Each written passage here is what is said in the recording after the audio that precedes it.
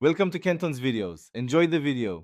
In this video, I will explain how to study physiology and biochemistry.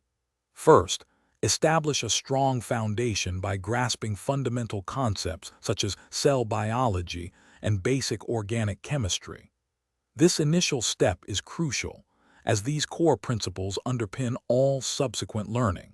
Dedicate at least 20% of your study time to solidifying these basics. Using a primary textbook and one or two trusted online resources will provide a comprehensive starting point for your journey. Next, engage in active learning techniques to deepen your comprehension. Constructing concept maps helps you visually connect physiological processes and biochemical pathways, revealing how they interlink. Regularly test yourself using flashcards or practice questions, aiming for at least 3 review sessions per week. Explaining concepts to a study partner or even to yourself aloud can highlight areas needing further attention, reinforcing about 80% of what you've learned. Now, integrate your knowledge by connecting biochemistry to physiology. Understand how metabolic pathways directly influence organ function and overall body systems.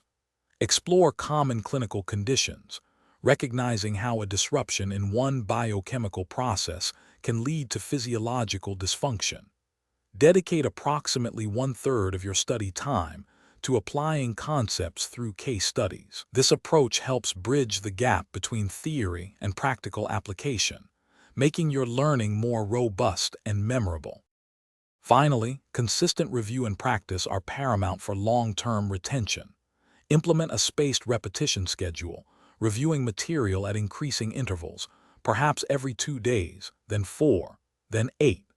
This method significantly boosts memory recall. Actively seek feedback on your understanding from professors or study groups, which can clarify misconceptions. Aim for at least 1 hour of dedicated review daily to keep the information fresh and accessible, ensuring a solid grasp of both subjects.